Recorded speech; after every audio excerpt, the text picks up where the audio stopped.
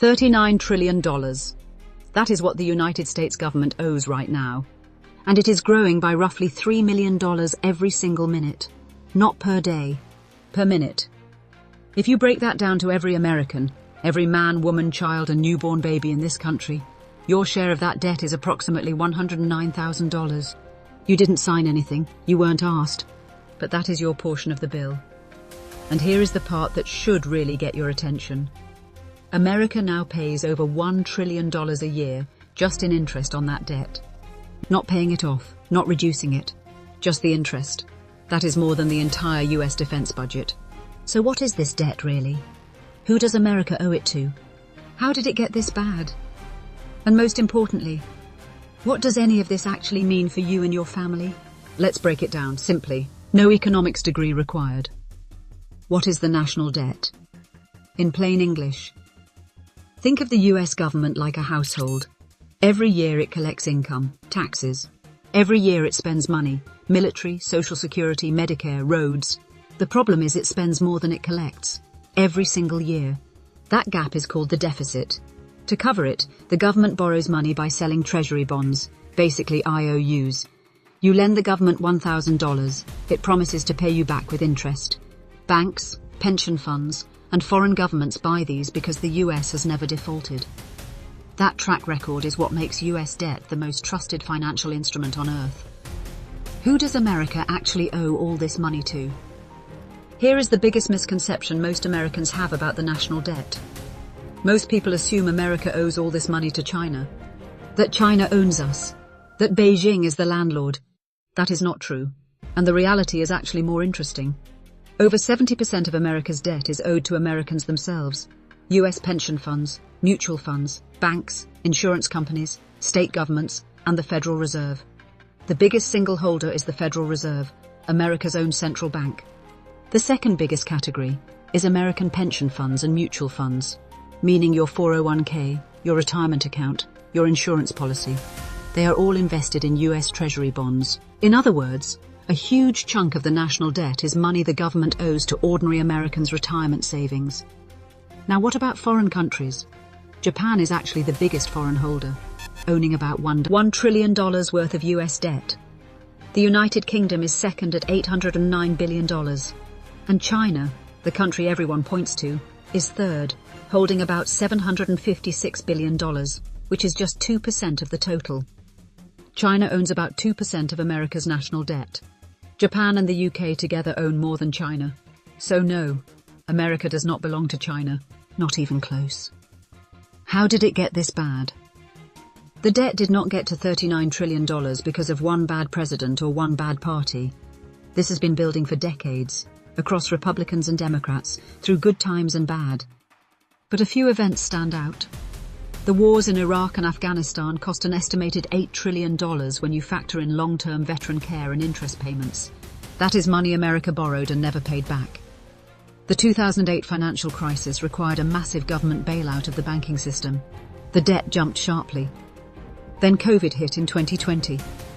Congress pumped nearly $5 trillion into the economy through stimulus checks, business loans, and expanded benefits.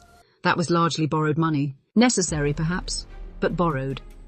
And every time Congress cuts taxes without cutting spending, which both parties have done repeatedly, the gap between income and spending widens, and more gets borrowed.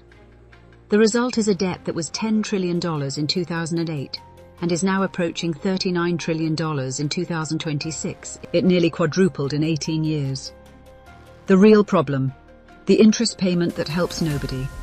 Here is the part of this story that genuinely keeps economists up at night, and should concern every American. When you borrow money, you pay interest.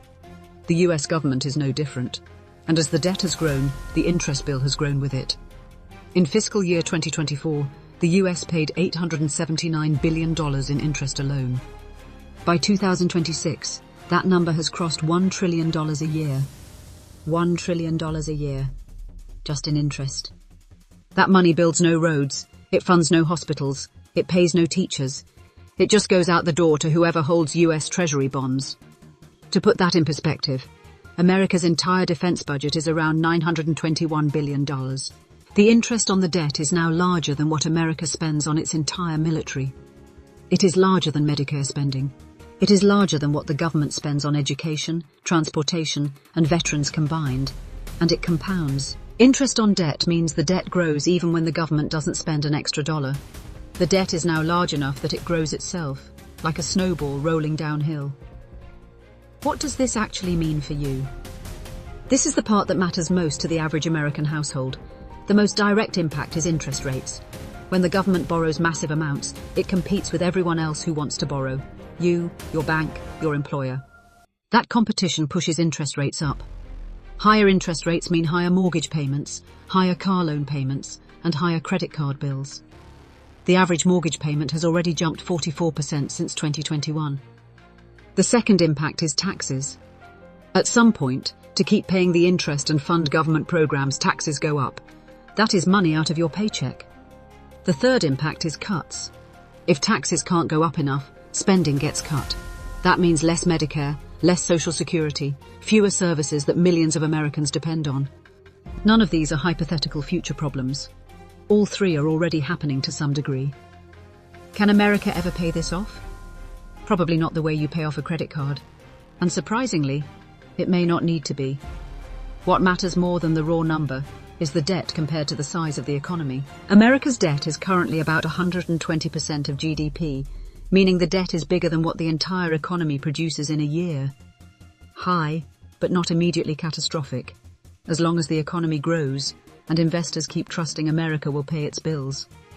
The danger zone is if that trust breaks. If investors demand much higher interest rates, borrowing costs spike, the dollar weakens, and life gets very painful for ordinary Americans. That has not happened yet. But the margin for error is shrinking. Closing America has been warned about its debt being a crisis for 50 years. Politicians have campaigned on fixing it for 50 years. And for 50 years, the crisis has not arrived.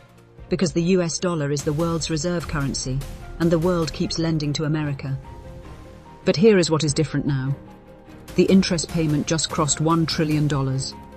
That number will keep climbing as long as the debt keeps growing. And every dollar spent on interest is a dollar not spent on schools, roads, hospitals, or anything that improves your life. The debt may not crash the economy tomorrow, but it is quietly making every American's life more expensive, one interest payment at a time. The bill is real, it is growing, and at some point, maybe not this year, maybe not next, someone is going to have to deal with it, and that someone is going to be us. If this gave you a clearer picture of what is actually happening with America's money, subscribe and drop your thoughts below. Do you think America will ever get its debt under control? Or has the ship already sailed? Being is